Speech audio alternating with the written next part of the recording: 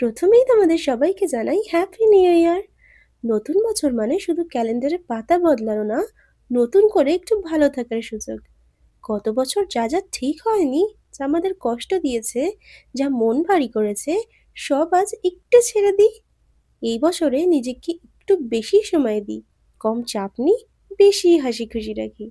সবকিছু পারফেক্ট না হলেও মনটা যেন ভালো থাকে।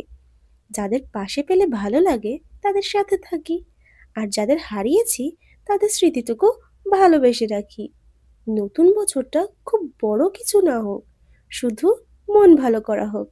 সবাই ভালো থাকুক, সুস্থ থাকুক, আর এই নতুন বছরে নিজের মতো করে একটু হাসি খুশি থাকুক।